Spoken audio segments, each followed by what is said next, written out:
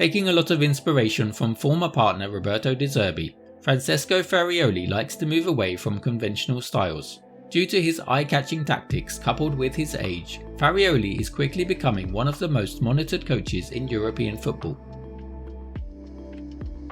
Farioli switched between a 3-4-2-1 and a 4-3-3 during his time in Nice. In the 4-3-3, he plays with two floating number 8s, a centre forward who roams into midfield and a defensive midfielder who often slots between the centre backs. His 3-4-2-1 allows for wide overloads and greater protection in the centre against transitions. During the season leading Nice, his team had the second lowest expected goals against and the tightest defence, conceding just 29 goals with 17 clean sheets in 34 league matches. Despite their defensive resilience, they managed 52.5% average possession during the season. During the season, only 15.9% of goal kicks were launched, and Nice had the shortest average pass length by a goalkeeper of 23.9 metres. The build-up starts very deep with only tight spaces between the first and second line, which consists of the two fullbacks joining the deepest lying midfielder. The width is supplied by the two number 8s, who take up positions on the outside line, which drags the opposition's fullbacks or wingbacks out of the defensive line, creating space for the wingers, who are instructed to remain high and wide, stretching the opposition's defence. The deepness of the defence and the position of the number 8 on the flanks also create space for a forward to drop into.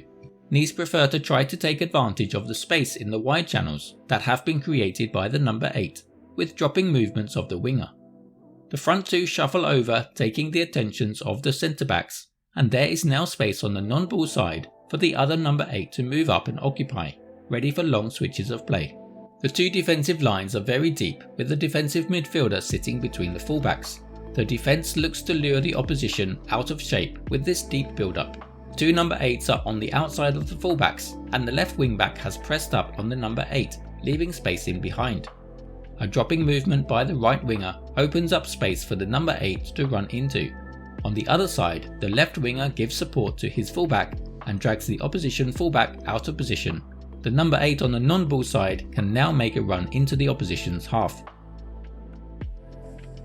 In deep phases of build-up, one of the wide centre-backs shifts over to a fullback position, allowing the wing-back to push up high, and the double pivot, as opposed to the single in a 4-3-3, allows the other winger to push up once controlled possession is gained.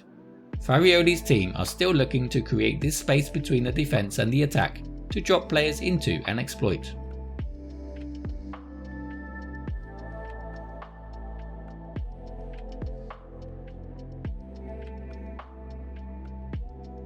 When the team can build phases of play, the two fullbacks invert to join the pivot.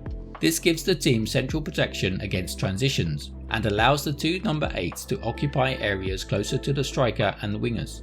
The narrowness of the fullbacks pulls the opposition in and gives direct access to the wingers. However, it's the number 8s that are key to Farioli's attacking methods, taking up positions between the opposition's defence and midfield, often occupying space outside of the defensive duo. When receiving, they can provide a pass out to the winger or a through ball to the striker. They create a problem for the defenders by taking up positions between centre-back and full-back and then dropping between the lines to receive. We can see that here with the number 8 dropping off the front line, disrupting the opposition's defence and combining with the striker, but the shot was off target. Farioli wants his front 5 to work together and create gaps like they do here against Lorient. The striker drops and the positioning of one of the number 8s combining with the striker creates an overload, as Nice instantly hit the space behind. In Farioli's 3-4-2-1, the two inside forwards occupy the spaces between the lines and support the striker. In this system, one of the wide centre-backs can push up and support the wing-back, with an inside forward supporting from inside. Or, as we will see here, a wide centre-back can take up a position as the pivot, giving the team this solid base. And the pivot on the ball side can support from inside.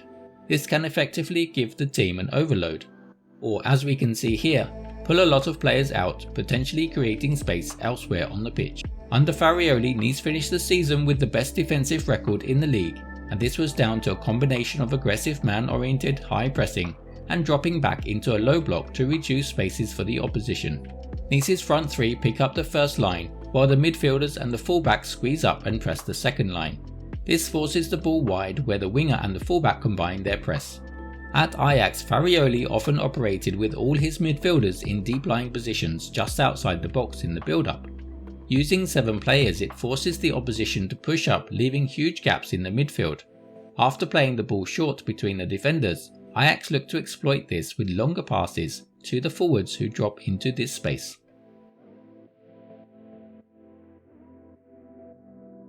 We can see here that with Ajax's back 4 and the keeper, and the 3 midfielders positioned just outside the box, forcing PSV to use 7 in the press.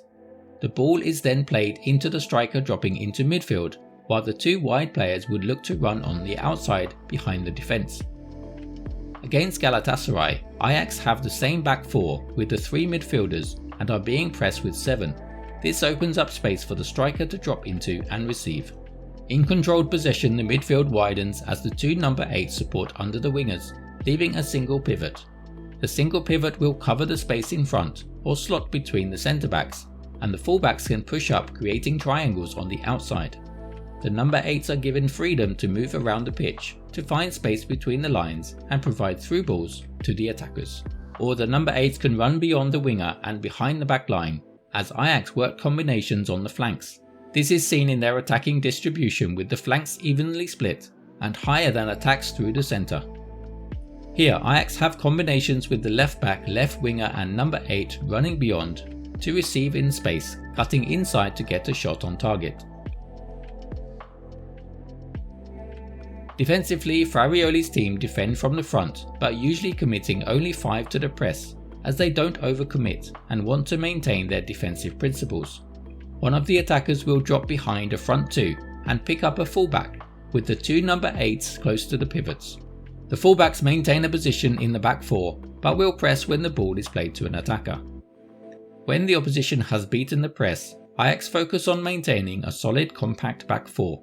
In front of them is usually a line of 5, but this constantly changes as the midfielders look to drop back and cover the spaces so that the back 4 can hold its shape.